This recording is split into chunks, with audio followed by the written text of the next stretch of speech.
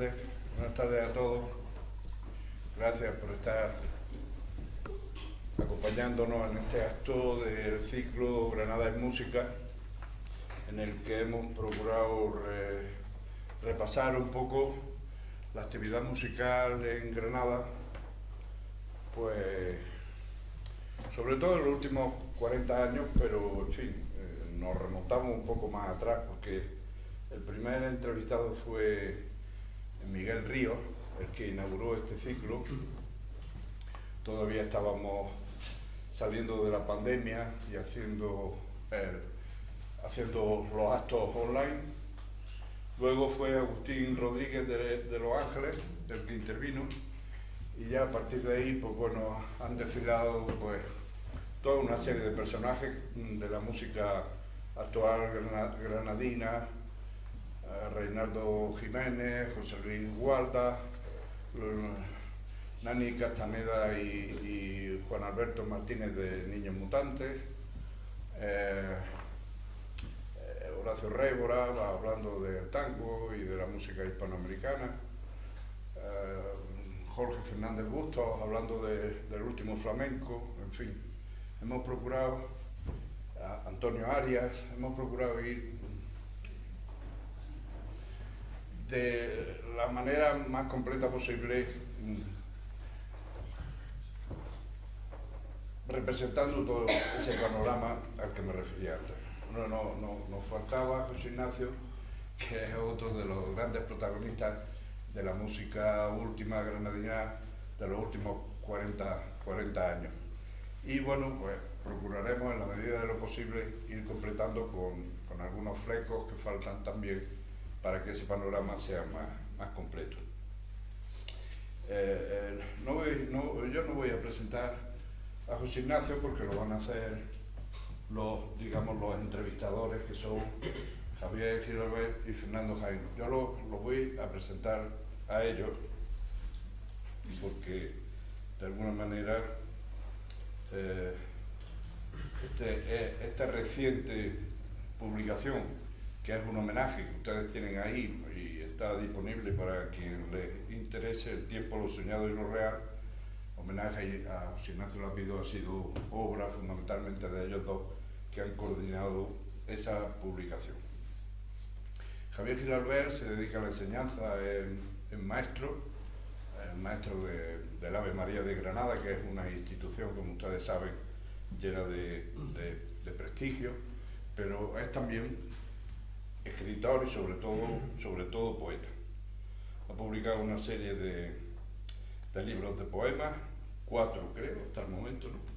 Poemario En los estantes, que se publicó en 2019, A María, una plaquette que publica en 2020, y Todavía el asombro, que es su más reciente libro, que fue ganador del 15º Premio Internacional Blas de Otero, que convoca Blas de Otero Ángela Figueras, se llama, que convoca el Ayuntamiento de Bilbao.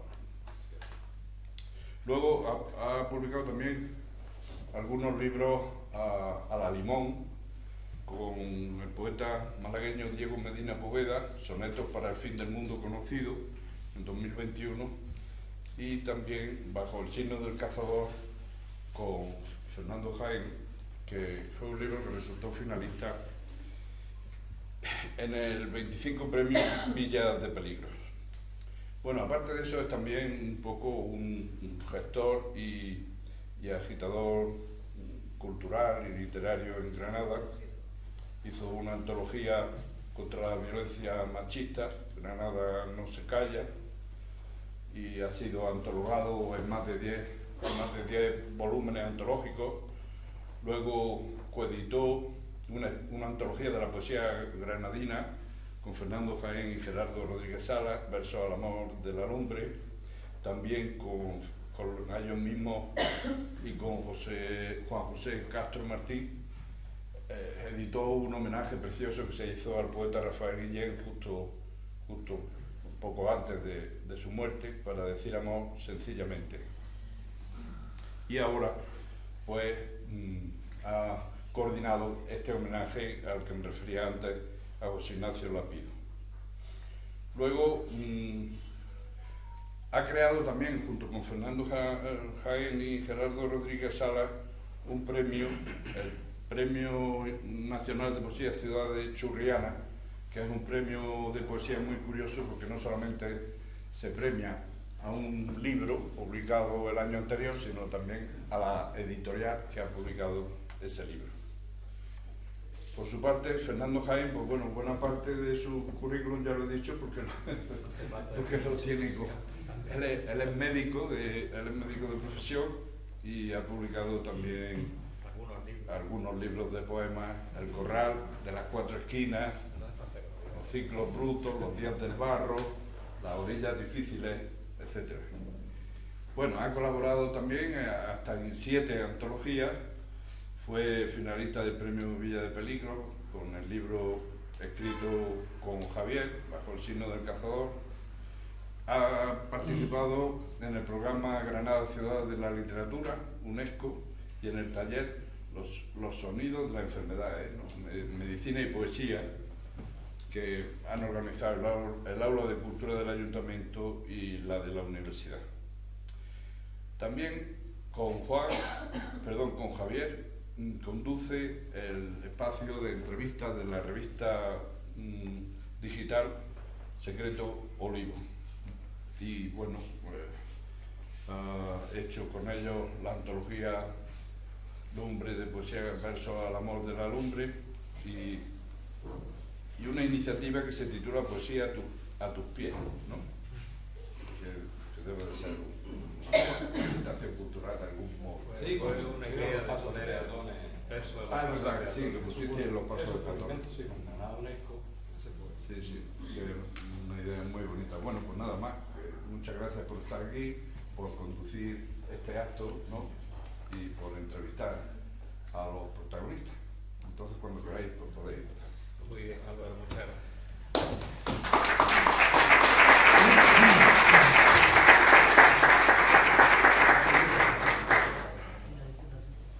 Yo voy a presentar a Raúl y Fernando va a presentar a José Ignacio, aunque no necesitan presentación. Bueno, nos ha parecido que es interesante por si alguien se pierde algún detalle de sus carreras. Y la idea es entablar una charla a 4. A José Ignacio vamos a hacer más preguntas porque él sabe más cosas. Pero también hay un momento en la vida de José Ignacio en su música en la que Raúl se incorpora. Entonces nos pareció una buena idea traerlo a los dos y establecer una charla para intentar hablar tanto de la carrera de José Ignacio, que creemos que, bueno, lo creemos hasta el punto de que hemos hecho un libro de homenaje, de lo importante que pensamos que es para la música, no ya granadina, que es de lo que trata un poco este ciclo, sino española. Así que yo voy a presentar a Raúl Bernal, natural de Murcia, licenciado en piano clásico, además de teclista en bandas de rock a los 17 años, y además Raúl es multiinstrumentista, toca la guitarra, toca el piano, el acordeón. Como músico ha trabajado con Diego Vasallo, con Fino Leonarte, Jorge Marazzo, Loquillo, 091, Grupo de Expertos Sol y Nieve, Niños Mutantes, Luis Arronte, El Hombre Garabato, Antonio Álvarez, Señor Chinarro, y un largo y extenso etcétera. Él fue el impulsor del disco homenaje a su amigo Rafael Berrio, La vida que amo, editado por Warner, donde se encargó de la producción artística y de la gestión del proyecto, y en el que figuran nombres como Miquel Erenchun, Tulsa, Santicampos, Chencho Fernández. Con José Ignacio Lapido lleva trabajando desde hace 20 años en sus discos y en sus giras, tanto como músico y arreglando y también produciendo. El último disco lo has producido tú, si no me equivoco. Creo que sí. Desde 2017 forma parte de la banda de Quique González y bueno, hoy lo tenemos un poquito aquí lesionado porque acaba de cerrar una gira de 80 conciertos, han sido aproximadamente 80 conciertos por toda España con Quique, muy exitosa. También ha fundado Barley Records y es cofundador del colectivo Camaña, 2 sellos discográficos con los cuales se editaron 8 discos, cofundador de Gaba Hey, una escuela de música que tenemos aquí al lado desde 2014, donde ejerce la docencia impartiendo clases de piano, armonía, composición y producción musical. También, por si fuera poco, ha publicado 2 libros con la editorial cordobesa Banda Aparte Victoria. Y Mientras Roma ardía, un magnífico libro de poesía.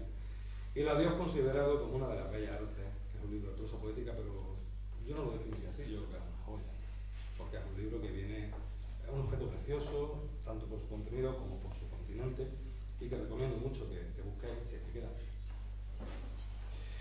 Y como compositor, pues también ha publicado 9 discos con sus proyectos como La ya extinta Dolorosa, Jean Paul, y recientemente un EP, bajo su propio nombre, que con el nombre figura, o FI.1, es un EP de 4 canciones, impresionantemente buenas también.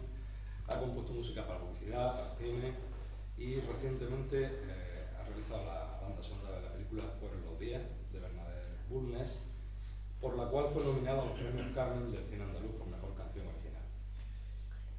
Bueno, podríamos estar hablando infinitamente de la carrera de Raúl, pero yo creo que con esto nos hacemos una idea, y le paso a Fernando el honor de presentar a José Ignacio. Pues muchas gracias, Ateneo, y gracias a los presentes por estar, y a estos dos pedazos de músicos por permitirse estar en este tercer grado a lo que le vamos a someter. La verdad es que una de las ventajas que ha tenido José Ignacio siempre es que, aparte de su talento, ha sabido rodearse de buena gente con mucho talento que hace que siempre sus producciones tengan ese extra de calidad, ¿no? que todos disfrutamos. Bueno, José Ignacio Lapido, todos lo conocéis, granadinista y granadino del PRO, y comenzó su carrera musical allá por los años 80, si no me equivoco, con su primer proyecto musical, que fue con un nombre muy andalusí, Aldar. Una banda local que llevó a grabar un single en el 81, al año siguiente, como guitarrista y compositor, forma 091, entre el 83 y el 85 se editan algunos singles y su primer LP, Cementerio de Automóviles, y a partir de ahí empieza una verdadera leyenda en esta ciudad, ¿no? En el 86 sacan su segundo LP, Más de 100 Lobos, que está producido nada más y nada menos que por Joe Strummer de Clash, que yo creo que eso es una historia que ha sido quizá demasiado mitificada, ¿no? Pero que igual merece la pena que nos cuente un poco cómo fue. Y luego tras realizar un par de giras en Francia, que si no me equivoco mal, te haces amigo de Manu Chao, de Mano Negra, y publicar este disco que después en el 88, Debajo de las piedras. En el 89, 12 canciones sin piedad, y en el 91, El baile de la desesperación, uno de los discos que contiene pues, su famoso single La vida que mala es, que yo creo que lo llevó a grandes hitos nacionales.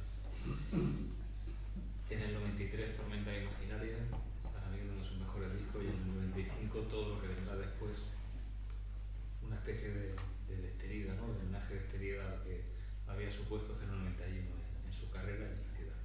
En ese mismo año la banda hace la gira de despedida, cuyos dos últimos conciertos ya son historia de esta ciudad. Se hicieron en mayo del 96 en el anfiteatro de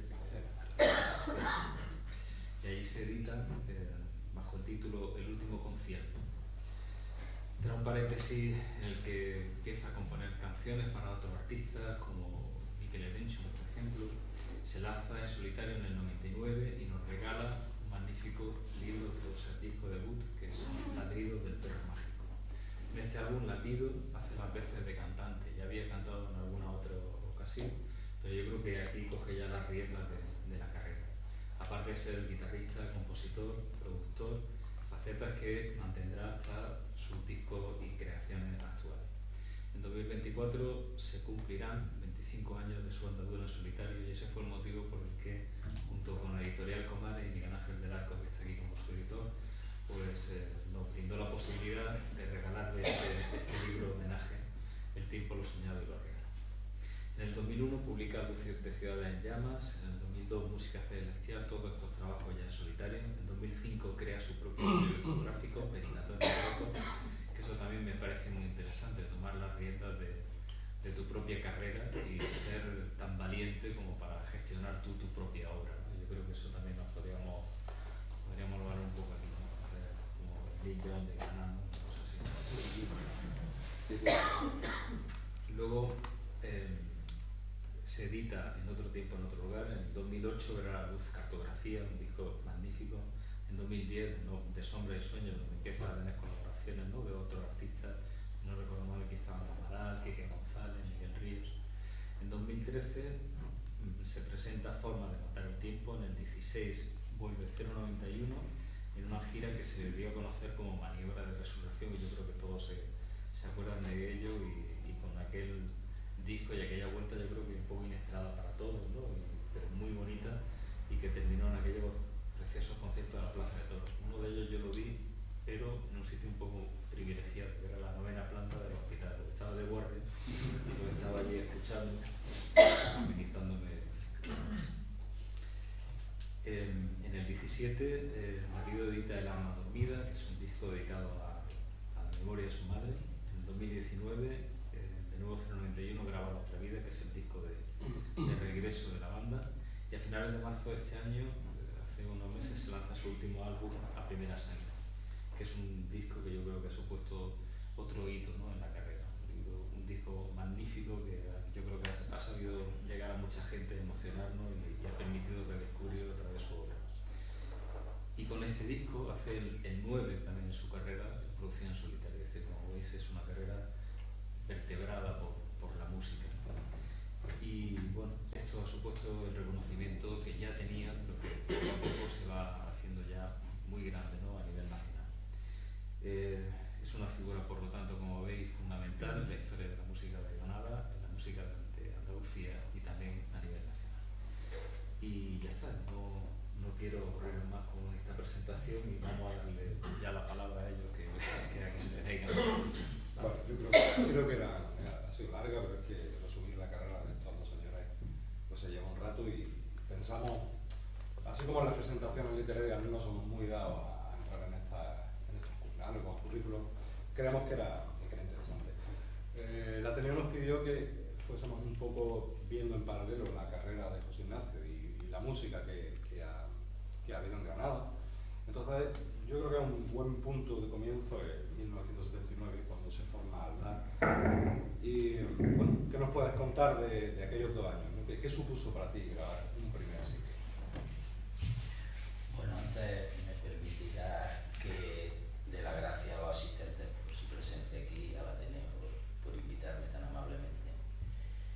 Y bueno, contestando a tu pregunta, el año 79 digamos que es el año fundacional de mi carrera musical, ¿no? Previamente había estado, pues, como supongo que todos los músicos, con proyectos muy amateur, de andar por casa, aprendiendo también los rudimentos del instrumento.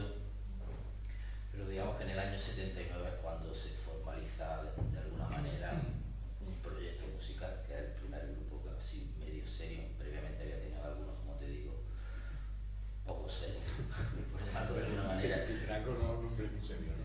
Exactamente. Chocohumo y los primos del blues. Ese fue posterior. Ese es posterior, ¿no? Ese nombre está bastante muy granadino. La verdad que sí.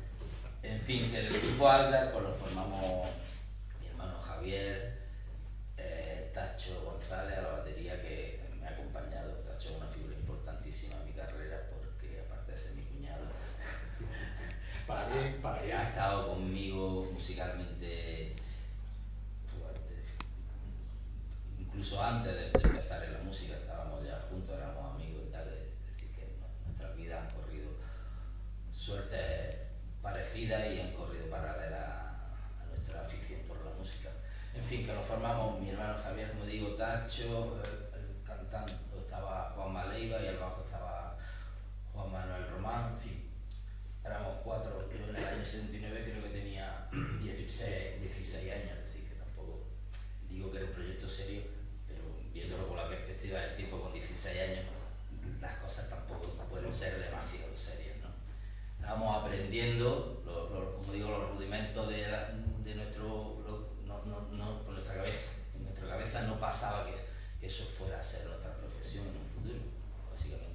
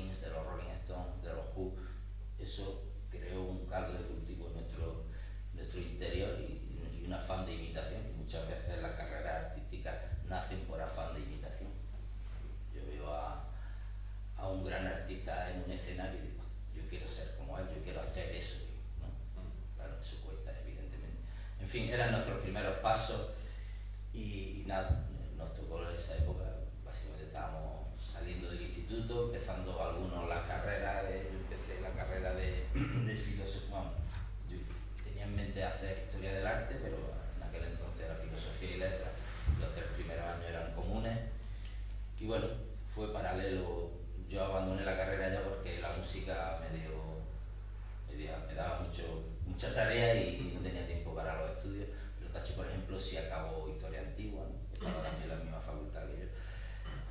En fin, en aquella época, pues aparte de que nosotros teníamos 16 años, y es una cosa increíble tener 16 años alguna vez en tu vida,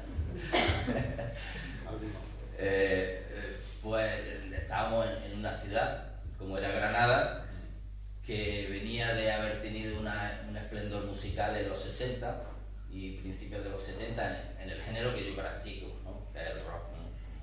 Pero en España pasó una cosa muy curiosa, que estando en plena dictadura, como era los años 60, hubo un movimiento de pop y de rock muy importante, con grupos de un nivel que incluso algunos triunfaron a nivel internacional, como los Bravos, grupos como Brinco, los Canarios eran grupos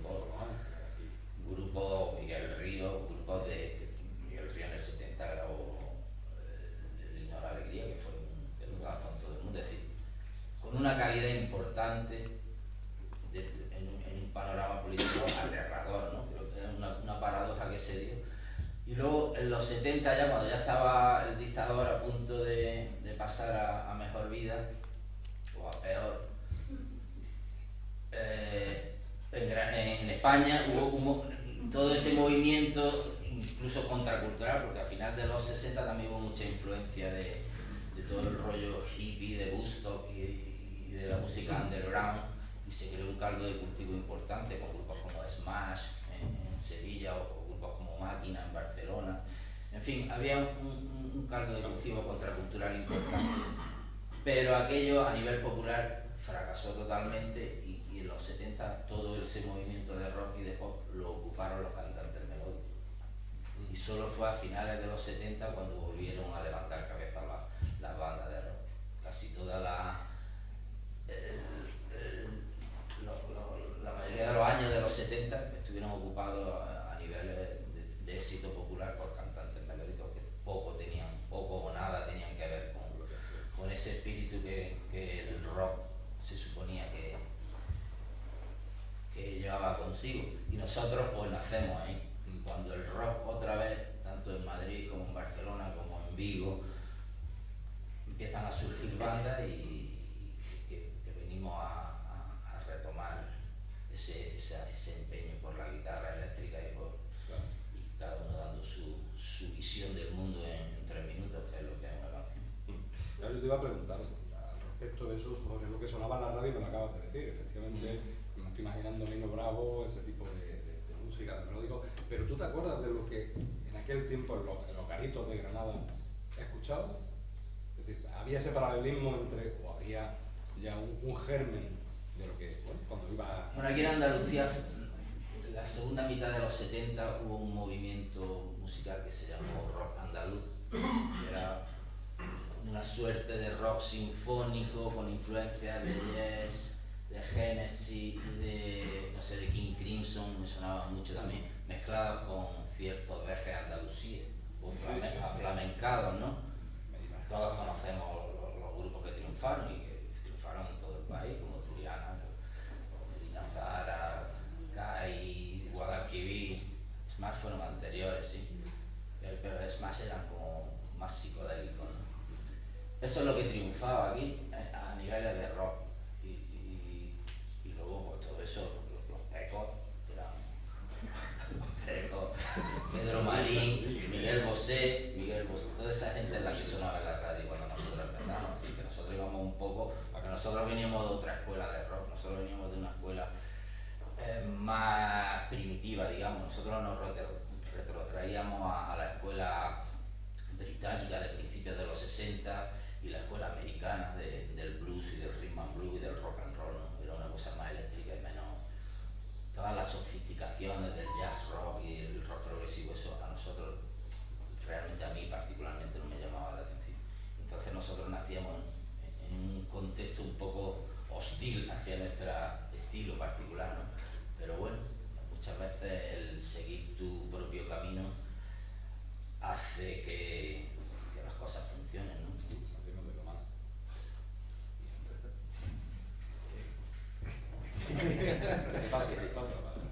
No, estaba pensando yo en mis cosas, que pensaba también que, no sé, en en Murcia la escena era muy distinta a la que sonaba por aquí. Que no estaba tan ¿Tienes mal. conocimiento de...? Hombre, pues teniendo en cuenta que yo he nacido años después de que José Ignacio empezara a sonar. Puede ser mi hijo, la verdad. Podría serlo, podría serlo. Pues, hombre, pues había... Yo es que la verdad es que empecé tarde a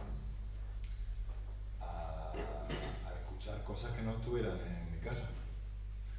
O sea, y en los garitos de Murcia, como pasa hoy en día, te puedo asegurar que tampoco había mucho donde rascar, ¿no? Pero sí recuerdo varios garitos de allí donde ponían mucho rock and roll, pues sobre todo en los 60, británico, sobre todo. Recuerdo que eran unos antros a los que tenía que ir en unas condiciones un poco adecuadas, porque la música era muy buena, pero todo lo demás era muy terrible, sí. Y el único recuerdo que tengo así importante de creer que en la ciudad había algo de rock, como lo entiendo yo, era ver a una banda que se llamaba Los Bluesfellows, no sé si a José Sí, lo suena, conocí. y unos primeros M-Clan, cuando todavía no se llamaban M-Clan, los Marañones. Esos grupos yo los conocí cuando, claro, igual tenía 14, 15 años, que eso estaríamos hablando pues, del año 95, o sea que era una cosa bastante tardía. No era una escena que floreciera allí mucho en realidad. O sea, recuerdo un garito, La Puerta Falsa, que está cerrado hoy en día, en el que tocaban todo esto.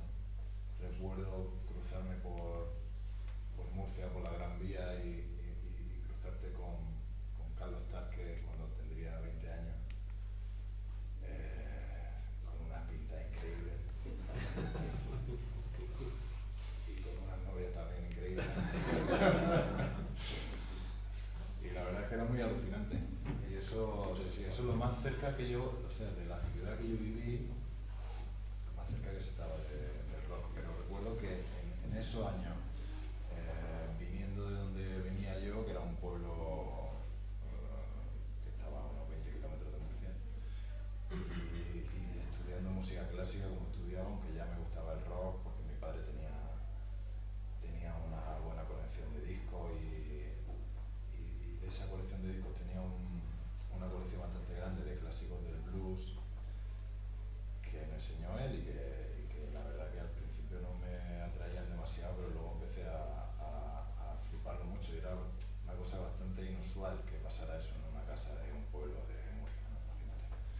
Y creo que la sensación que yo tengo es que había que rebuscar mucho. Imagino que en Granada en esa época, aparte de ser la época en la que era muy difícil encontrar muchas cosas que vinieran de fuera, pero en Murcia sí era complicado y había muy pocos sitios donde poder tocar y donde poder disfrutar de pues eso, aunque fuera una banda de versiones de blues, era bastante complicado. Yo tengo recuerdos de Murcia anteriores a los tuyos, por cuestiones biológicas. Yo tocaba ya en Murcia cuando tú estabas yendo a la guardería. Y recuerdo que en Murcia había un buen ambiente musical de rock. Había grupos como Farmacia de Guardia, como, no me acuerdo los nombres, los Castores tenían un nombre de animal, bueno, sí. Que tocábamos bastante a menudo en Murcia y recuerdo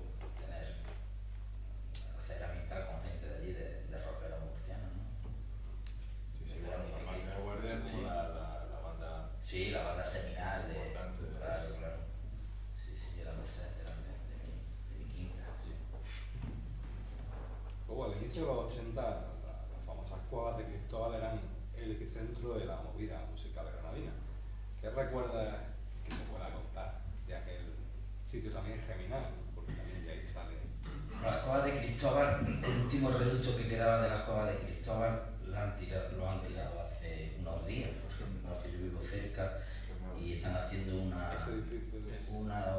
urbanización nueva, y quedaba a la parte subiendo para el Albaicín a la izquierda, quedaba todavía una parte de lo que fueron las cuevas, que las cuevas eran una cuando pasabas por allí, cuando estaban en su pleno apogeo, era como una fachada de cal, como una casa de pueblo, pero que entrabas dentro y eran cubículos excavados en el monte, y en cada cubículo ensayábamos una banda, ¿no?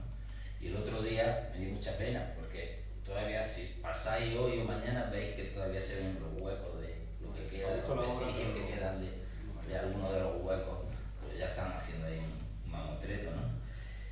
Bueno, yo entré en las cuevas por primera vez pues, cuando estaba en el instituto. Yo estudiaba en el Instituto Padre Suárez, y un compañero de clase era músico, tocaba la batería en una banda de rock andaluz precisamente. Y un día, bueno, sabiendo él que a mí me gustaba la música y tal, me invitó a subir a ver dónde ensayaba. Y lo que veía que yo era muy sórdido, Para empezar, el dueño de las cuevas era un tipo sórdido, pero la sordidez por antonomasia, ¿no? Era un tipo que él se autodenominaba a sí mismo el último bandolero de Andalucía. Y no sé si era para dar fe de que lo era, a veces si te retrasabas en el pago, sacaba la navaja y se la ponía en los dientes, sin exagerar, no es uno de mis falsos recuerdos, es verdad. Se llamaba Cristóbal y era tratante de ganado. Tenía una furgoneta, recuerdo que estaba pintada de color verde caqui, como los uniformes de los soldados, y transportaba cabras y ovejas, y la tenía llena de paja de los animales, supongo que para los excrementos de los animales, y ahí también transportaba a los instrumentos del grupo, a veces hacía corto. Imagínate tú, algunos viajes hicimos ahí algunos pueblos de la provincia, el olor y los viajes de vuelta por la carretera de aquel entonces, fue horroroso, ¿no? Pero bueno, allí básicamente cuando yo la primera vez que entré, lo que había era orquesta de baile. Grupos de rock solo estaba el de mi amigo. Todos los demás era pues, la orquesta Veracruz, la orquesta esto, no sé qué, ya no me acuerdo los nombres, me acuerdo de la Veracruz porque nos hicimos muy amigos de ellos, ¿no? Eran orquestas de baile. Gente que había en su momento, a finales de los 60, había tenido la intención de hacer algo de pop o de rock y la realidad había venido a chafarle sus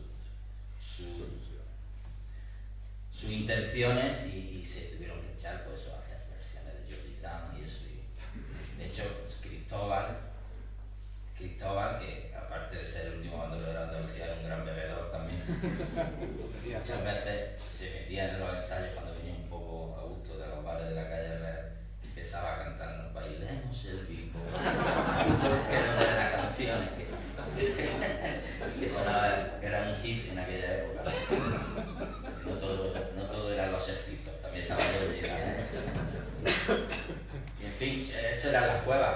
Luego, conforme fuimos formando grupos y se iban quedando libres los cubículos aquellos, las cuevas, pues las orquestas de baile fueron desapareciendo allí y su lugar lo ocupamos los rockeros.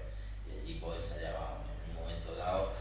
A principios de los 80 estábamos allí Los Ceros, estaba La Guardia, a veces iba a hacer grabaciones, pero no tenían allí local fijo. Estaban los KGB, los TNT, estaban Johnny Roll y los Traviesos, ¿vale?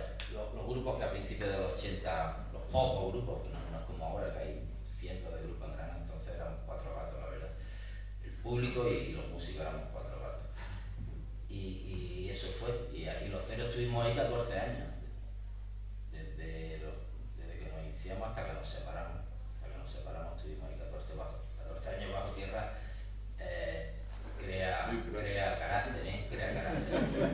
carácter porque nosotros éramos de ensayar mucho. Todas las tardes subíamos por el callejón de los yeseros para arriba, hiciera frío, calor. Allí están nuestras buenas horas al de pego. Eso era un maravilloso mundo subterráneo. Hay dos figuras que yo creo que son muy importantes en el inicio de Los Ceros, ¿no? Una es muy cercana a ti, que era Paco Ramírez, ¿no? El Tito Paco, y otra un poco mitificada, que fue George Stramer, ¿no? Entonces me gustaría que nos comentara un poco cómo influyeron estas dos personas en los inicios de Los Ceros. Bueno, la influencia de Paco Ramírez fue muy importante a nivel. Paco Ramírez era una persona que había estado viviendo en París un montón de años y tenía un cargo importante en la UNESCO. Y en un momento dado saltó de los parisinos y quiso volver a Granada. Y volvió pues, cuando nosotros estábamos haciendo nuestros pinitos, como comentaba antes, el año 6, no sé si volvió en el 78 o así más o menos. Y entonces al volver, como él había estado trabajando en la UNESCO en cuestiones de promoción cultural y tal, montó aquí una oficina de promoción cultural y llevaba los asuntos musicales a Raúl Alcover, a Enrique Morente y traía grupos, había conocido grupos extranjeros como Quilapayún también, las giras que hacían Quilapayún por aquí se las hacía él y tal. Y nos llevó a nosotros también, porque Tacho era su sobrino. Y bueno, fue un apoyo fundamental a nivel logístico y a nivel de consejo, y además Paco siempre fue un agitador cultural de primer orden, un tío muy inquieto hasta sus últimos días, que desgraciadamente falleció en la pandemia. Y bueno, para mí conocerlo fue muy importante, porque era un tío con nosotros, ya te digo, teníamos 17, 18 años en aquel entonces, y él había ya vivido de una experiencia de haber conocido a gente de la cultura muy importante en París, a intelectuales de todo tipo, había organizado homenajes a Antonio Machado, a Miguel Hernández, y había llevado una serie de gente muy importante, y toda esa experiencia nos la transmitía oralmente, pero que para nosotros era muy importante, éramos principiantes en la vida, y que alguien con experiencia y con la simpatía que tenía Paco, pues para mí para todos nosotros fue muy importantísimo. Y en cuanto a Joe Strummer, pues eso es el encuentro con Joe Strummer es el azar es una cosa que tiene mucha importancia en nuestra vida, y muchas veces no nos damos cuenta de lo importante que es el azar. Joe Strummer vino aquí huyendo de la prensa musical inglesa, que en aquella época tenía mucha importancia y podía hundir la carrera de cualquiera si se empeñaba. Entonces había sacado un último disco de los Clash, ya sin la formación original, que fue un disco fallido, y la prensa musical británica no dudó en hacerlo triza y tal. Entonces él, que tampoco necesitaba muchas excusas para desaparecer del mapa, se vino a Granada. ¿Por qué se vino a Granada? Porque en Granada estaban unos amigos que él había tenido a principios de los 70, cuando todavía no existían los Clash ni nada, sino él era enterrador, fíjate, él trabajó de enterrador, sí. Hay fotos que lo atendimos. Y tenía grupillos así, pues, principiantes, a principios del 70, y vivían en un squat. Y esta gente de Granada estuvieron en el squat algún tiempo. Y como los conocía, y el batería que había tenido allí en Inglaterra, que sigue viviendo aquí en Granada, que se llama Richard Dudansky, vivía aquí en Granada porque estaba casado en un jaleo familiar amoroso y tal, se vino aquí a refugiarse de la presión que tenía por haber hecho aquel disco último de los Clash. Y me imagino que como por la noche se aburría, pues su amigo le dijeron: mira, aquí donde va la gente moderna, al silbar. Y allí que se plantó, y allí que estábamos nosotros, que éramos la gente moderna. Ese fue el azar. Fíjate, si llega a sacar un disco bueno, no viene, lo pones por las nubes y se queda el tío allí recibiendo sus parabienes. Pero huyó de su destino, y su destino se topó con el nuestro. Eso fue muy importante conocer. Nosotros éramos súper fan de los Clash. Conocer a tu ídolo en tu propia ciudad, en el garito donde vas por la noche, era como una aparición mariana en el Pedro Antonio de Alarcón, ¿no? Era algo así. Mira uno el vaso. En fin, que todo bien. ¿Y tú, Raúl, tú recuerdas algún encuentro al que se pueda hacer un paralelismo en ese sentido? Que tú estabas estudiando piano clásico, en algún momento, aparte de lo que luego hablaremos del conocimiento de José Ignacio, tuviste una epifanía tal? He tenido varias epifanías, sí. La primera la tuve con 12 años, cuando vi y saludé a Vladimir Askenazy, que nadie tendrá ni idea de quién es.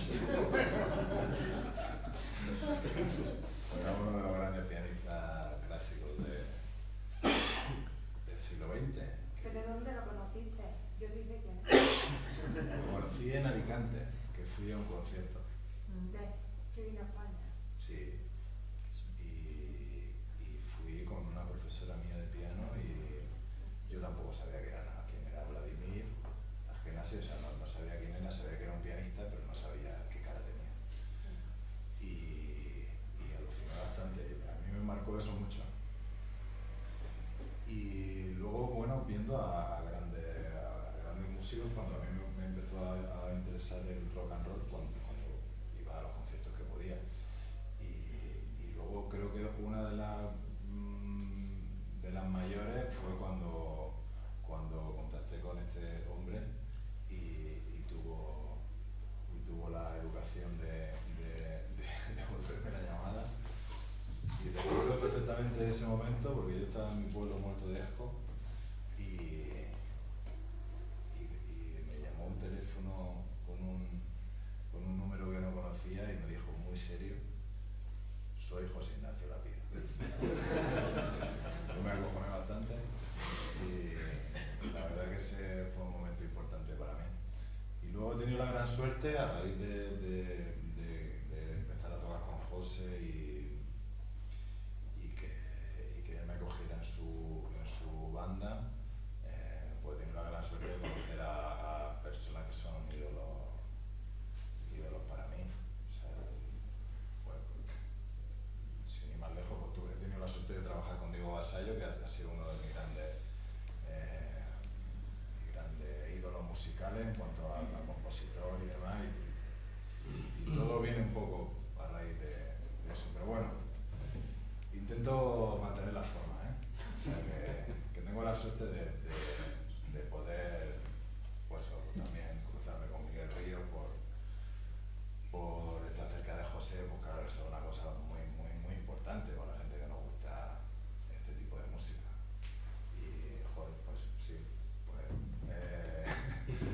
pero bueno, yo creo que la primera importante para dedicarme a lo que me dedico fue la de José. Pero yo creo que Raúl no ha contado lo de la llamada, pero no ha contado lo que le dije. No me acuerdo. Le dije, básicamente, abandonad toda esta. No, es que muchas veces la gente muy joven tiene una idea del negocio un poco fantaseada, como la tenía yo, ¿no? Esa fantasía de rock and roll que tenemos, de que era un Cadillac en la puerta, las chicas te rodean, nada de eso es verdad. En España nada de eso es verdad. Y no, él me había visto tocar en Murcia, me imagino, antes, previamente, no sé, cuando te ven en un escenario con las luces, el volumen y tal. Sí, la gente imagina cosas, la gente joven imagina cosas de una grandeza, de un poderío y tal, pero nada de eso es verdad. Todo es mucho más triste y más gris. Entonces yo le dije, Raúl, tú que tienes estudios de música, no como yo, nosotros nunca aprendimos a leer Shakespeare y tú que sabes que estás a punto de acabar la carrera de piano. Quizás sea una opción más inteligente que te dediques a eso y no al rock and roll. Y además que vas a hacer Granada, tío. Tampoco no tengo una gira importante así como para que... En fin, pero fue muy tozudo y se ve que tenía un verdadero amor a la música y empeño, y que no todo el mundo tiene ese empeño, pues para cambiarse de ciudad e irse sin nada, sin ningún contrato y sin nada a tocar conmigo. Yo no le prometí nada, digo, estos son, como decimos aquí en Granada, habas contar. Esto un día está arriba y 5 días seguidos está abajo. Es decir, el caso, él fue muy persistente, muy tozudo en ese aspecto y bueno, yo agradezco, con el paso del tiempo agradezco esa tozudez, porque Raúl me ha aportado a mí muchísimo, musicalmente hablando y personalmente, en los 20 años que llevamos tocando juntos, me ha aportado un gran caudal de conocimientos musicales y además su visión del negocio y de la música, su visión personal ya filosófica, podemos llamarlo, o moral, su visión moral de esto reconforta tocar con alguien de ese nivel, que es el que tengo aquí. Bueno, pues yo creo que hay una gran diferencia, o sea, obviamente todas las fantasías esas las tenemos cuando tenemos 15 años y claro, queremos ser como nuestro ídolo pero bueno. Quería ser como Tark. No, porque no tenía yo ese porte, ni esa caradura tampoco la tenía, pero yo creo que hay una diferencia que hubo en ese momento, que creo que también nos unió de alguna forma a los dos, o yo a él o él a mí, o en ese momento coincidió el asunto, y creo que hay una gran diferencia con las nuevas generaciones que se dedican a la música, que es que hay una cosa muy que diferencia mucho y que clasifica mucho a la gente que se dedica al arte y en concreto a la música, que es que es muy diferente que te guste el escenario, que te guste el reconocimiento, las fotos, la fama, no sé qué, que eso sabemos que es una cosa efímera y casi imposible de conseguir, y que todo el mundo que le ha llegado de una manera rápida no ha sabido gestionar, y creo que hay que nacer para saber gestionar eso bien. Creo que hay una gran diferencia entre la gente que le gusta eso y la gente que simplemente le gustan las canciones. Yo creo que a José le gustan las canciones y a mí me gustan las canciones. Es que no hay nada que me guste más que las canciones.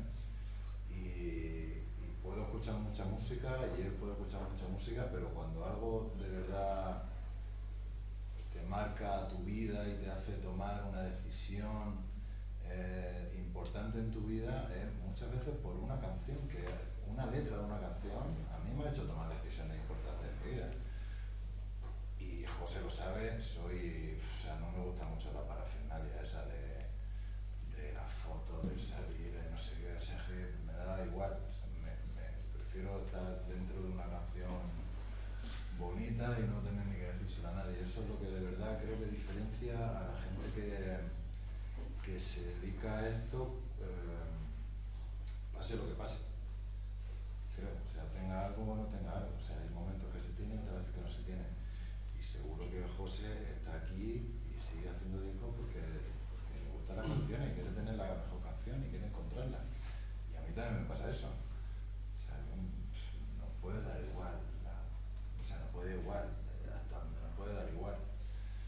Tener una gira más grande, más pequeña, más gente, menos gente, pero joder, cuando hace una canción mala, eso se queda ahí, ¿sabes? Y cuando hay una canción buena, pase lo que pase, sigues pensando que tu canción es buena. Y eso creo que para la gente que pensamos así, y creo que José, y lo sé que es así, creo que eso es lo que nos salva de todo lo demás.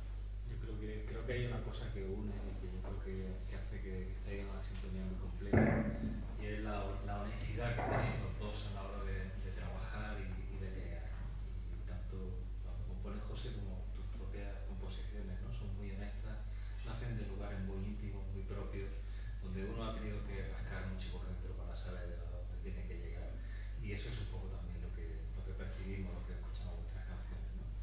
Esa honestidad llevada, como tú dices, a la industria de ahora es muy complicado, ¿no? Porque está la cultura de sacar solamente una canción. Vosotros hacéis un trabajo que va, pues, un trabajo mucho más artesano, con unas canciones que tienen que encajar para ir a un determinado proyecto. Creo que es un disco que hoy en día eso no se lleva, ¿no?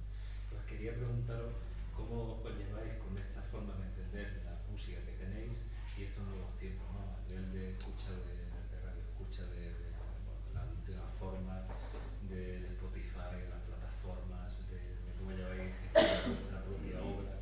En fin, que es un tema complejo, pero creo que interesante.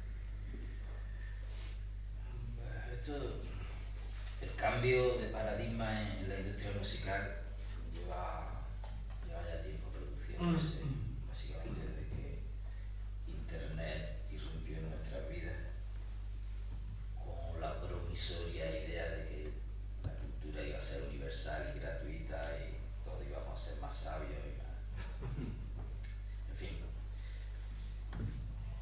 llegó un momento en que la gente dejó de pagar por nuestro trabajo,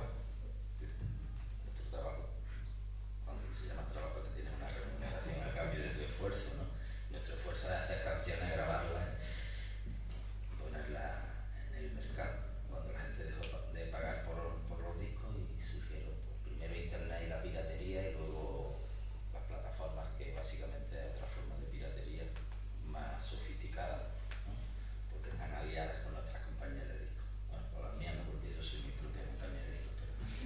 fin, esto se sobrelleva adaptándote, porque esto es una cosa del darwinismo musical, digamos, ¿no? Si no te adaptas un poco, lo que pasa es que nosotros mantenemos un poco unos principios éticos, creo que Raúl, igual que yo, unos principios éticos en la industria y unos principios éticos en nuestra profesión.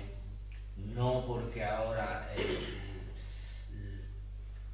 la ola principal de consumo sea de determinada manera, nosotros vamos a cambiar nuestra forma de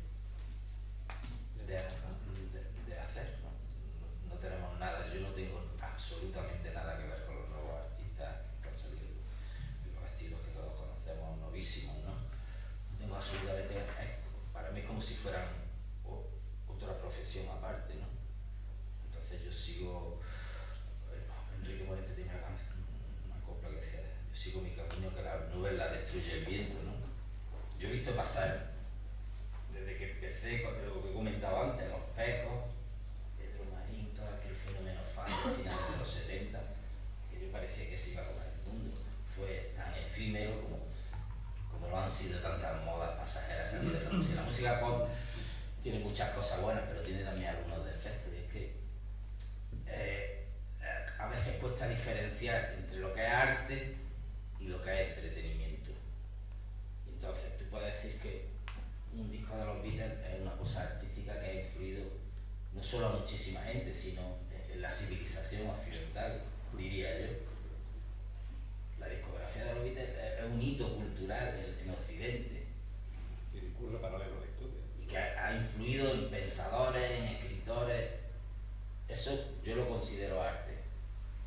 Pero luego hay otra forma de música pop, que también se puede llamar música pop a ambas cosas, que es una creación de consumo rápido y de olvido más rápido todavía, y que sirve pues, para alimentar bajos instintos o altos, ya sea el hedonismo, el baile, el roce carnal. Entonces no tiene más intención artística que esa. Y entonces pues, son como dos mundos paralelos que discurrimos por la misma senda y tenemos los mismos vehículos de difusión. La radio, internet, son los mismos vehículos. Yo creo que si nos ponemos estrictos éticamente, aunque suene raro que el rockero hable de ética y moral, pero es que es así. Hay que tener cierta ética profesional para mantener una carrera haciendo exactamente lo que tu propia, lo que tu espíritu te dicta, no lo que dicta el mercado, ¿no, Raúl? Bueno, yo creo que hay grandes ejemplos de grupos míticos que han intentado adaptarse a los tiempos mal, ¿no? Y me viene a la cabeza los Stones ahora mismo, o sea, empezaron a hacer música casi de baile, o sea, sigue estando bien, ¿eh? Pero no era tan de verdad, ¿no? No sé, aquí, y luego, aunque no tiene nada que ver, pero gente como Miles Davis, ¿no? Tuvo también tuvo también su época, pero era una época de búsqueda, no era una época de adaptarse, era una época de búsqueda. Y tengo esta pequeña discusión así con gente, con compañeros del sector, que eso mismo que me está diciendo, claro, tuvo su momento, es decir, cuando alguien está en una búsqueda va a tener 2 o 3 discos en los que va a tener que encontrar algo, y esos discos no van a ser tan buenos, pero pues, por el caso de Miles Davis, pues igual ha cambiado la historia ya 4 o 5 veces, ¿no? Y claro que va a tener discos malos, pero son discos que tienen una filosofía de búsqueda, no de adaptarse. En cambio, pues discos como los Stones, o sea, que me encantan, pero que hay momentos de todo lo que se lleva, pues Todo más comercial, ¿no? que luego esas cosas, que la música de baile y todo eso, que no se crea en un momento, que eso viene de la gente de muy atrás, o sea, que no es una cosa que nada va a venir de la nada y todo sale un germen que viene del mismo sitio. Lo que pasa es que el problema es que hay gente que conoce ese comienzo y gente que totalmente lo desconoce. A las nuevas generaciones o a los nuevos tipos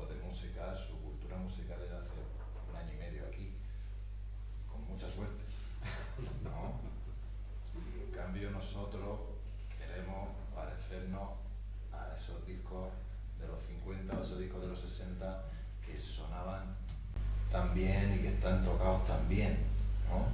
O sea, cuando sabes que hay músicos tocando de verdad y esto, bueno, pues otra cosa, que el tiempo lo dirá, pero yo creo que el tiempo también seguimos escuchando a Bach, que el tiempo nos lo ha quitado de en medio, ¿no? O sea, perdura lo que artísticamente no lo Yo creo que es importante tomar conciencia de que la música popular también es una tradición. Por muy novedoso que queramos revestir nuestros descubrimientos musicales, somos parte de una tradición. Tiene una cadena, ciertos eslabones, y cuando eres consciente de eso, tiene un baño de humildad. Dice, bueno, que no es que nadie haya inventado nada, pero si te pones un poco a estudiar, lo sabes, yo lo sé, que la música que estamos haciendo tiene sus raíces incluso a principios del siglo XX, 80 años antes de que Elvis saliera a escena. Y ver las tradiciones irlandesas, ver las tradiciones africanas y cómo se mezclaron, incluso la influencia española, el rock primigene también existe, ¿no? Entonces, si eres consciente de eso, para mí, yo me siento bien siendo parte de esa tradición. No quiero estar descubriendo el Mediterráneo continuamente. Volvemos un poco a Granada, porque tu carrera evidentemente también es una atalaya desde la que has visto pasar la música de Granada por ahí, y entonces me viene a la cabeza cuando creaste el Ruido Rosso, creo que fue en el 88, y ese pub también, eso que ahora mismo sigue funcionando bajo otra dirección, pues ese pub también ha visto mucha música granadina, ¿no? Es decir, ¿qué recuerdas tú de esos grupos que han ido saliendo y pasando por ahí? Me viene a la cabeza, ¿no? Ni de los Lorimeyer, que fue camarero y cosas así. Así que me gustaría que nos contaras un poco cómo viste aquella escena. ¿Cómo la viste? Bueno, el que nosotros hiciéramos el Ruido Rosa, bueno, para quien no lo sepa, el Ruido Rosa es un garito que hay en la calle Sol, un garito semisubterráneo. Fue debido a que nosotros pasábamos gran parte de nuestras vidas en garitos. Y llegó un momento en que cerraron los que íbamos. El Silvar, que era donde conocimos a Joe, que estaba en Pedro Antonio Alarcón. ¿Qué año cerró? Yo no recuerdo, pero me imagino que no más allá del 86. 86, ¿viste? Sí. Del 86, sí. Y luego fuimos a otro que se llama La Cúpula, que ese duró un poco más, pero bueno, ya había otro tipo de público, no era exactamente lo mismo. Y en ese lapsus de tiempo, desde el 86 y tal, le decía, uy, ¿por qué no montamos nosotros? Un amigo nuestro tenía allí un garito y lo iba a traspasar, y si le cogimos el traspaso, le cambiamos el nombre y cambiamos la dirección musical del garito, entonces pusimos la música que nos gustaba a nosotros. Y bueno, el garito, puedo decir que fue un éxito, pero no económico, porque el garito que había 30 personas, no cabía más, es decir, por mucho que se llenara, pues tampoco daba aquello como para nada, para invitar a los amigos a copa y a nosotros mismos. Y escuchar música, y aquello fue, aparte de un centro de reunión de bebedores sociales, era un centro de difusión musical, porque mucha gente joven que llegó allí, que luego ha formado bandas, porque me lo han dicho ellos, mucha gente, los jóvenes Planetas, los jóvenes Niños Mutantes, los jóvenes Mama Baker, los jóvenes Lorimeyer, todo eso, abrevaban allí y escuchaban lo que poníamos nosotros. Entonces, su cultura musical. Además, la gente no lo sabe, pero nunca piensa en música vuestra. No. Yo creo que eso servía también un poco como no sé, como una academia. Al estilo que Se mezclaba ocio y aprendizaje. Capillas musicales. No, capilla no había. Muy bien. No sé cómo decir. pues a mí me gustaría que el público pudiera intervenir, pero Yo les voy a hacer la última pregunta y ya cerramos. Sí, un poquito más. Preguntas y Bueno, aquí, como veis, los dos tienen cuerda para rato. Empezar a preguntar y... Pregunta y vamos a ver por dónde. Pues, bueno, una de las grandes cosas que tiene José Ignacio, aparte de su conocimiento enciclopédico del rock y de sus orígenes del blues, es también el conocimiento que tiene de la formación formación de las letras. Es decir, que el hecho de que él fuese letrista al principio por casualidad, pero luego por vocación y luego pues descubrió que se le daba bien, como hacía más el muchacho, pues ese cuidado también a las letras, un cuidado que yo creo que tiene también Raúl. Y siempre en el rock parece que no se han cuidado mucho, no todo lo que se podría merecer ese mensaje, ¿no?, que se quería transmitir en función de cada época, ¿no? Pero sí es cierto que con el reconocimiento de premios tan importantes como el Príncipe de Asturias, el Boeing o el Nobel, la Dylan, se ha reconocido esa labor del letrista, esa labor de que lo importante está en la música, pero también en lo que se canta y en lo que se dice, ¿no? Y yo creo que José Ignacio es uno de los letristas más reconocidos de este país. Y me gustaría eso, que nos hablara un poco, ¿no?, de cómo es tu proceso de creación, de por qué le pones tanto cuidado a esto, de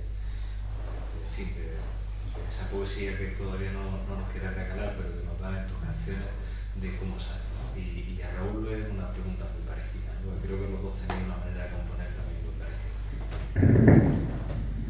Bueno, yo realmente, lo he dicho muchas veces, yo empecé a escribir letras de canciones porque no había otro que las escribiera, no porque yo tuviera una necesidad expresiva especial. Yo había escrito redacciones en el colegio que decía el cura, escribí sobre el atardecer de otoño.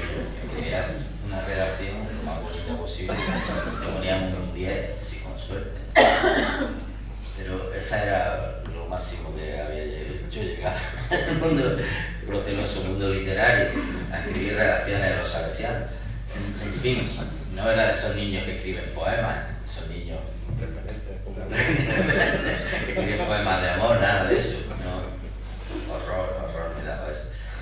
No.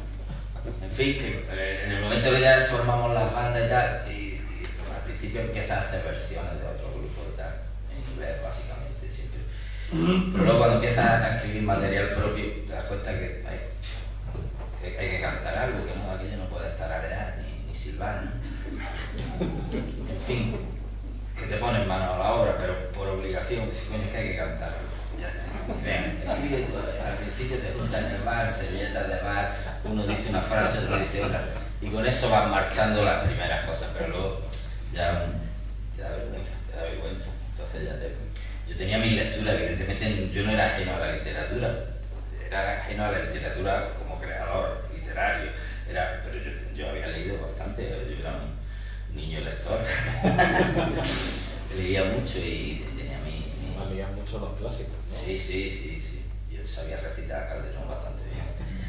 En fin, que todo eso, primero, el conocer las letras de mis ídolos musicales, las traducciones de las letras, porque mis ídolos casi todos eran americanos, ingleses, ¿no? Básicamente el principal de todos, Dylan, ¿no? Eso es, digamos, es como el vademecum del compendio poético musical, ¿no? El conocer eso y luego pues los poetas que a mí me gustaban, Walt Whitman, San Juan de la Cruz, el Lorca más surrealista, gente así, ¿no? Unos simbolistas franceses y tal, pues eso crea un caldo de cultura y a la hora de escribir tus letrillas para las primeras canciones, intenta un poco que se parezca a lo que a ti te gusta. Entonces, pero luego, bueno, esos son los inicios. Luego, realmente, cuando uno se profesionaliza, pues intenta dar lo mejor de sí, lo mismo que intentas cuando tienes que hacer un solo de guitarra o cualquier adorno de tu instrumento, estudiártelo y tocarlo 1000 veces hasta que te salga bien. Pues con las letras pasa igual. Ver lo primero que escribes y dices, ¿cómo pude escribir yo esto? Pues ya, la siguiente intentas que esté más presentable hasta que adquiera el oficio. Y yo llegué a un momento dado ya en mi carrera de por los 091, ya cuando ya empezamos a grabar discos en serio y tal, pues esto hay que hacerlo con cierta enjundia, ¿no? Con cierta ideoponía, y eso es dedicarle, eso de inspiración, pues, no, escribir, tirar, probar, porque claro, la escritura de canciones no es exactamente igual que, tiene mucho de poesía, pero no es exactamente igual que un poema. Aquí te viene el ritmo dado, la entonación, todo. En un poema el lector lo imagina o pone su propia, que tenga una métrica determinada, pero la prosodia y la pone en la cabeza del lector, ¿no?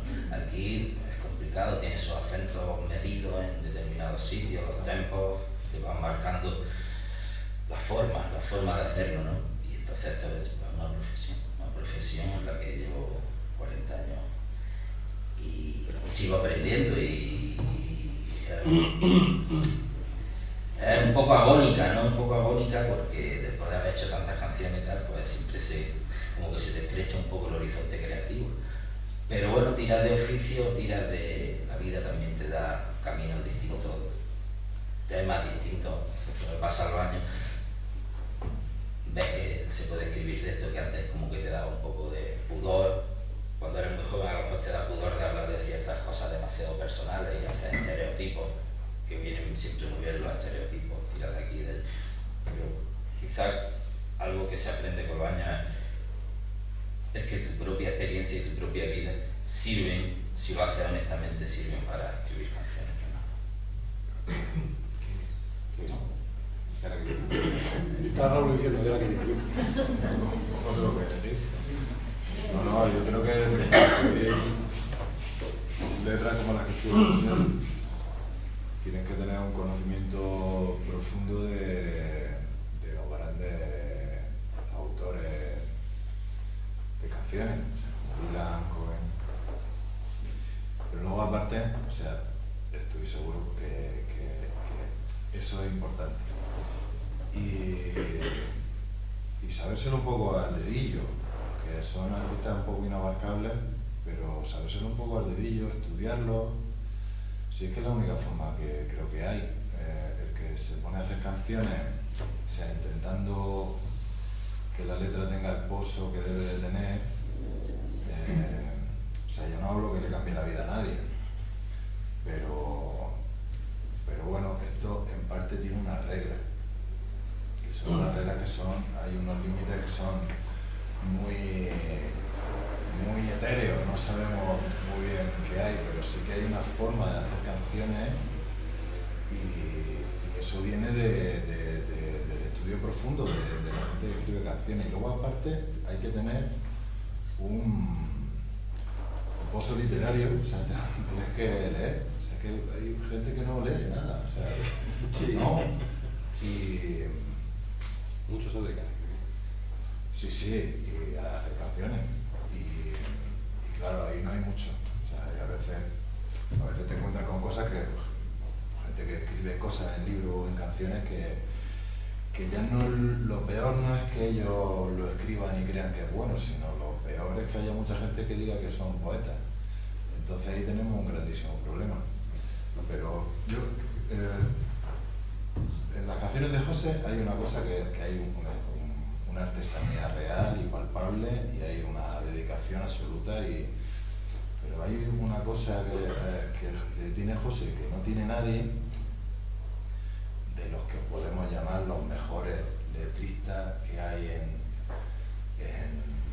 haciendo canciones en castellano, que es que a José no le patina absolutamente nada.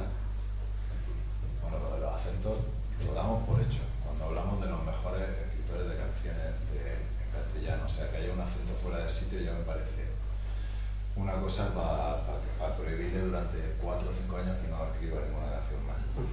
Pero hay una cosa que es que nunca patina, o sea, tiene una... No rechina nada. Sí, tiene una métrica y una forma de encajarlo que lo hace tan fácil. Sí, no un pronuncio, ¿no? Y todos cometemos ese fallo. Todos cometemos ese fallo de querer meter más cosas en sitios en los que no cabe. Y tiene una facilidad de encontrar las palabras que a veces tú crees que son... O sea, que son muy difíciles de encontrarlas, pero son fáciles, están ahí, ¿sabes? Es cuestión de encajarlas. Vamos, apostillo con un libro de 600 páginas que se dedica a estudiar esto que decir. Pero quiero cerrar un poco, casi con una afirmación, ¿no? Es que tú eres ahora ese Dylan en español, y entonces hoy venimos también a hablar de este libro, que podéis adquirir, que para eso no vengo aquí, la librería Tribuna, donde hay periodistas, donde hay poetas, donde hay narradores, donde hay muchísimos músicos que lo que han hecho es partir de tu inspiración, porque literalmente han cogido un verso, no se ha limitado a coger un verso, han cogido un verso porque esa canción estaba ya en su imaginario, hay un imaginario, Entonces yo creo, sin miedo a equivocarme, que tú eres ese Dylan español y además que como Dylan no se limita a la música. Entonces, pues bueno, yo recomiendo que le echéis un vistazo al libro, hay 70 autores aquí, donde demuestran lo que estoy diciendo, ¿no? Como ese mundo musical, pero lírico y poético que has creado, pues da como para que haya esta obra. Y bueno, la pregunta quizá es cómo le cae a eso, ¿no? ¿Cómo se ve como el Dylan en español? No, bueno, es una apreciación tuya muy generosa por tu parte, pero vale, yo no me quiero comparar con nadie. Yo tengo a Dylan como uno de mis mayores maestros en esto no solo de las letras, sino de la música también, y de muchas más cosas, ¿no? Pero en fin, yo creo que cada uno tiene que encontrar, llega un momento en la vida de un creador que tiene que encontrar su propia voz. Y aparte de la época de aprendizaje en la que te fijas en tus maestros mucho, incluso intentas copiarlo un poco, eso lo ha pasado a todo el mundo, cualquier tipo de arte, ya sea literario, ya sea artes plásticas, los inicios de cualquier creador tienen mucho de copia y de seguimiento de carreras anteriores, pero llega un momento dado que tienes que encontrar tu propia voz, no puedes estar justificando siempre palabras de otros como si las dijeras tú, ¿no? Entonces eso es una tarea ardua que se consigue, supongo que será una mezcla de dedicación, trabajo, talento. ¿Qué puedo decir? Diré algo sobre el libro ya que lo has mencionado, que bueno, ya lo dijimos hace poco, que fue la presentación en Teatro Caja Granada. Para mí fue una sorpresa que teníais reservada en mi año postrero. Que agradezco de corazón a todos los que habéis participado y para mí el que tanta gente, músicos, poetas, escritores, narradores, escriban sobre tu obra o se inspiren en tu obra para escribir cosas tan bonitas como las que digo, para mí es un regalo, no diré del cielo, para no dar pistas, pero un regalo de la vida, un regalo de la vida. Pues yo creo que ahora sí es un buen momento, ¿verdad?, para que los presentes intervengan y cogemos micrófono. Yo creo que se escucha bien, ¿verdad? Hablando de la composición de las canciones, yo siempre es que has sabido manejar la voz del pito llevándola al extremo, pero en el sitio en que esté cómodo, porque no es decir el mejor cantante que baja mucho, sube mucho, lo que sea, ¿no? Y él siempre está muy cómodo, aunque sea al final de un concierto de 2 horas, de 2 horas y media y tal. Y eso, la magia es tuya, evidentemente. Y otra cosa que te quería decir, hablando de la composición de las canciones, a mí hay una cosa que me llamó mucho la atención y que siempre he querido preguntártela, pero como siempre nos vemos, hasta luego, no sé qué, no sé cuánto, cuando tú presentaste, ahora no me acuerdo cómo se llama el disco, la canción que tiene el ángulo muerto, que lo presentaste en el Caja Granada. Y que... No, era el verde, sueño, no sé qué, capaz un niño. Sombra de sueño. Sombra de sueño, por ahí no está ese ¿No? Bueno, ahí la cantó Miguel Ríos, por ti. Sí. Entonces lo que a mí me gustaría saber, si tú cuando compusiste esa canción la hiciste pensando en Miguel Ríos, porque yo no sé si realmente, si tú has visto que hay un vídeo de un programa, no sé si de la primera cadena o de la segunda, lo que sea, en que Miguel Ríos canta tu canción y la canta él con su banda y dice: esta canción es de José Ignacio Lapido, de Granada, que yo lo quiero mucho, sabes tú que lo dice siempre. Y entonces yo no sé si tú la hiciste pensando en que le iba a cantar Miguel Ríos, porque realmente tú la escuchas sin saber que es tuya, la gente a lo mejor que no lo sabe y parece totalmente una canción de Miguel Ríos, de que él la coge y que la hace suya. Pues la respuesta a tu pregunta es que no la hice pensando en Miguel Ríos, la hice para que estaba componiendo mis canciones para el disco Cartografía, creo que del año 2013. Lo que sucedió es que Miguel Ríos escuchó esa canción ya grabada por mí, por mi banda, y en ese momento tenía un proyecto de hacer un disco nuevo con canciones nuevas. Y le gustó mucho la canción, me llamó, me pidió permiso y por supuesto yo encantadísimo de que alguien tan primordial en la música española como Miguel Ríos tenga bien grabar un tema compuesto por mí. Para mí fue una auténtica alegría, ¿no? Profesional. Y la hizo suya, que muchas veces las canciones tú las haces, pero llega otro artista, otro intérprete y la hace suya. Hay ejemplos en la historia de la música.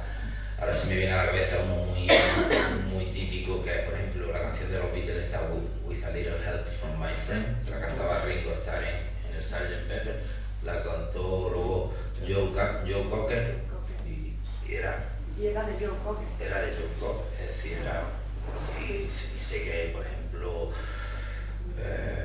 no sé, hay muchísimos ejemplos, ahora no me vienen a la cabeza, pero hay muchísimos ejemplos de canciones que se grabaron originalmente por el compositor de la canción y luego otros artistas la grabaron y la hicieron suya. En mi caso yo tuve la grandísima suerte de que Miguel Ríos se fijara en la canción, pero fue a posteriori, yo no la hice pensando en que era una canción para Miguel Ríos. Y luego lo invité a cantar en un disco mío que era ese que tú dices, pero eso fue después de Sombra de Sueño. A cuento de lo que decía ella antes del José Antonio, me imagino que parte de lo que ella quería decir es de que se siente muy cómodo con tus canciones es precisamente por los ensayos, ¿no? De que habrá momentos en que diga, pues yo bajo mi parecer o bajo como lo puedo hacer, a lo mejor teníamos que cambiar esto un poco. Pero es que tú tienes en cuenta... Hay que adaptar, evidentemente yo compongo la canción en mi casa, cantándola yo. Pero yo tengo una tesitura y José Antonio tiene otra tesitura. En el momento que la canción va para los 0,91, bueno, antes solo estábamos los 0,91, en los años 80 y 90, yo sabía que esa canción la estaba componiendo yo, pero la iba a cantar otro cantante, que era José Antonio, que era el cantante de la banda, yo era el guitarrista.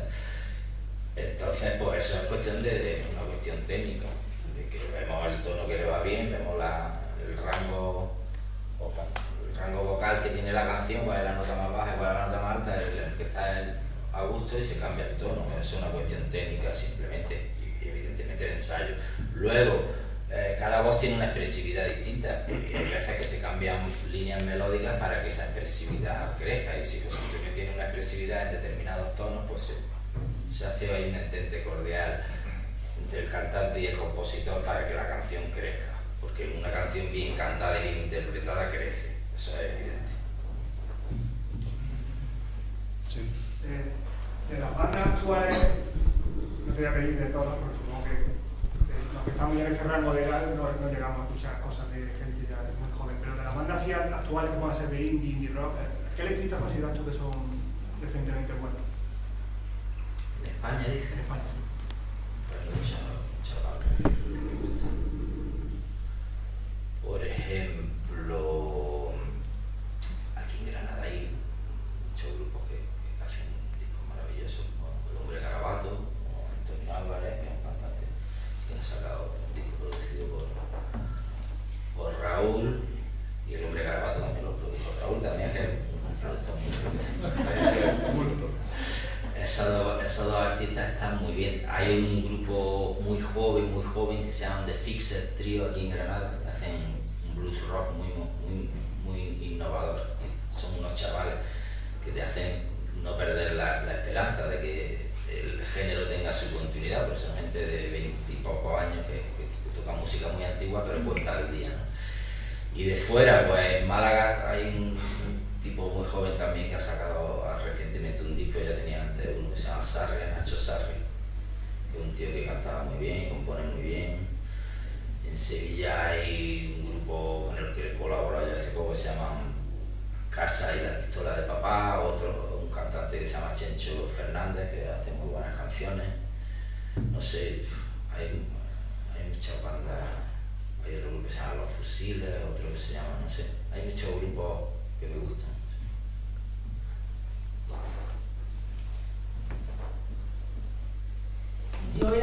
pasado os vi en el Teatro Alhambra, el concierto que me fascinó, y le dije a mi hijo que lo llevaría al próximo concierto. ¿Cuándo es el próximo concierto?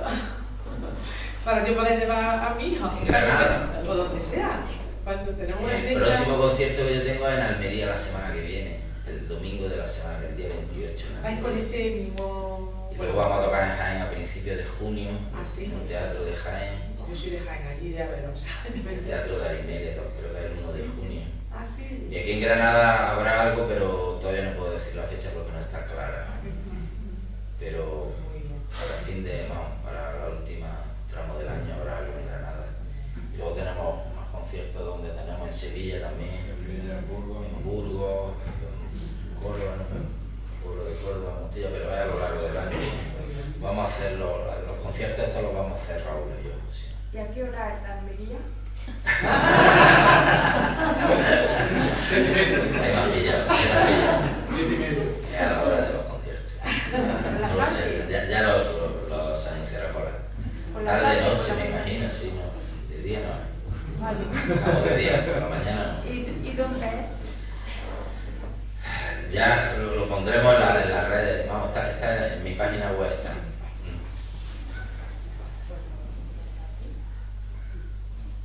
Cuando compones canciones, José Ignacio, ¿tú haces diferencia entre lo que compones para los Cero y lo que tú compones para ti en solitario? ¿O no haces esa diferencia? Son como otros grupos que sí tienen en cuenta a todos los miembros del grupo, o sea, que va dirigido a una banda que tiene una referencia rock de un estilo diferente al tuyo, aunque no es el mismo compositor, pero ¿diferencia o...? Bueno, en la primera etapa de los Cero, que fueron 14 años, no tenía que hacer esa diferenciación porque solo estaba los Cero y todas las canciones que hacía eran para los Cero.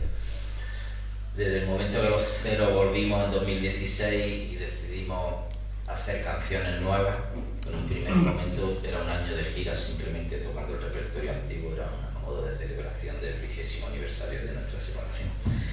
No había intención de hacer material, de grabar material nuevo, pero luego en 2017 cambiamos de opinión, contradiciéndonos a nosotros mismos, la contradicción de los motores de la historia y del arte, y decidimos grabar material nuevo. Entonces, básicamente lo que hago es que cuando toca hacer un disco de Cero, las canciones que hago son para los Cero, cuando toca hacer un disco para el amigo, las canciones. Rara vez se va a dar la tesitura de que los dos proyectos saquen disco a la vez, ¿no? Entonces para mí no es complicado en ese aspecto. Si fuera así, si a lo mejor puedo ver alguna, si estoy componiendo canciones y veo que a José Antonio no le viene bien o que a la banda no le parece bien, pues me la quedo para mí, no sé, pero no hago un distingo así, que tengo una carpeta para uno y otro, no. Yo intento hacer la mejor canción posible para uno y para otro. Yo recuerdo cuando sacaste El ladrillo del perro mágico, que año 99, me sonaba el disco más a Arturo de verdad a los Cero que realmente a ti. Claro, todos los amigos cuando lo escuchamos decían estos son los Cero. Es que para hablar de José Antonio es como si fuera 091. Y con la otra vida hablando con gente no ha pasado igual también, nos recuerda a tu carrera en solitario. Pues quizás suceda eso porque la música va evolucionando con el compositor. Si yo hice en el 95 todo lo que vendrá después, que fue el último disco en el estudio de los Cero, en el 99 hice, es lógico que sea más parecido a eso que no. Y lo mismo, yo ya luego fui evolucionando como músico y tal, y cuando llega el 2017 y grabamos La otra vida de los Cero, pues es normal que te suene más a todos los discos que yo había grabado ya 6 discos en solitario cuando pasó eso, ¿no? Se tiene que trasladar la evolución personal y artística del creador, se traslada a tu obra, evidentemente. Claro. ¿Cómo se llevan los músicos con la política? Digo, en una época en que la música y la política... A ver, con la fácil. No sé. ¿El colectivo general? No, hombre, no va de ti, digo, me refiero a una época en que, por ejemplo, el surgimiento del rock and roll tenía mucho que ver con una posición política, una exposición hacia el mundo, hacia la Sí. vida. ¿Esto se ha ido ya hoy o lo veis todavía presente? Hombre, a mí siempre me ha interesado la política muchísimo. Yo no... Soy un político, está aquí en esta mesa. Me ha interesado porque yo creo que como ciudadano, no como músico, sino como ciudadano, creo que es muy importante estar al tanto de los asuntos que nos conciernen a la ciudadanía en general. Cada uno tendrá su idea o no las tendrá. Yo tengo las mías. Yo creo que mis ideas políticas salen a traslucir. Se traducen. No me gusta hacer panfletos en mis canciones. Siempre me han parecido las canciones así que son muy panfletarias. Me han parecido que son... Para mí no tienen un valor artístico. Otra cosa que sea... que trasladen tu forma de sentir el mundo, ¿no? Que es, digamos, un paso más allá de lo que es política del día a día, ¿no? Que eso también es un acto político, ¿no? El posicionarte tú en determinados temas, pero de una forma, para mí hay que hacerlo de una forma un poco más sutil, ¿no? Pero que básicamente cuando oyes la canción sabes de qué pie coge el que lo está cantando, ¿no? Pero vaya, yo también estuve 12 años escribiendo columnas de opinión en un periódico de Granada y ahí cualquiera podía también ver más explícitamente que me gustaba la política, y además era bastante ecuánime, daba esto para a diestro y a siniestro.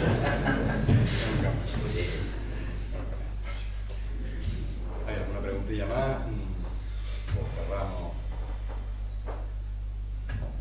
Nada más, me gustaría que Álvaro, por favor, cerrara el acto. Bueno, Claro. en relación con lo que ha dicho antes Raúl, sí quería comentar una cosa que él ha dicho, una diferenciación que hay de los músicos jóvenes, ¿no? Pero yo creo que la diferencia es básicamente que estáis formados musicalmente. Nosotros los que queríamos dedicarnos a ser rockeros era que aporreábamos la guitarra y no teníamos, como ha dicho José Ignacio, ni idea de música, ¿no? Y sin embargo yo veo mucho gente que viene del conservatorio. No creo que sea eso sea... Sí, por ejemplo, hay un músico ahora que está con Miguel, acompañando con Miguel Ríos, que es Manu Clavijo. Manu Clavijo era violinista de la sinfonía esta del Teatro Colón, o no sé qué. Es decir, y de pronto un día, pues dice, yo esto me aburre y yo me voy a otra cosa, a otra música, ¿no? Entonces, yo creo que en realidad, por ejemplo, los chavales que surgen también en el flamenco tienen una educación musical que algunos hasta son profesores de institutos de música, ¿no? Y eso antes era impensable, era totalmente, es un fenómeno inédito totalmente. Bueno, eso es importante, mejor tenerlo a no tenerlo, yo siempre lo pienso así, pero no creo que tener unos estudios en el conservatorio eso sea determinante, sino yo creo que lo determinante es la curiosidad. No, la curiosidad de querer superarte continuamente, sí, querer sí, yo lo que posible. me refería es a que vienen con más formación. Sí, pues una formación más sólida, ¿no? Sí, yo lo noto también, los rockeros jóvenes vienen más aprendidos que... Tú te dedicas a formar rockeros, eso antes no existía. Claro que luego la curiosidad y el gusto por la canción, como tú has dicho antes, claro, eso tiene que tenerlo el músico, ¿no? Pero claro, el hecho de poder venir, porque quizás es porque las circunstancias son más favorables para que esa formación musical se pueda tener ahora que se tenía hace 40 años, ¿no? Pero yo creo que es muy importante, ¿no? Es importante y es muy chulo que alguien tenga... a mí en mi época ya me costaba encontrar música que me gustara antigua.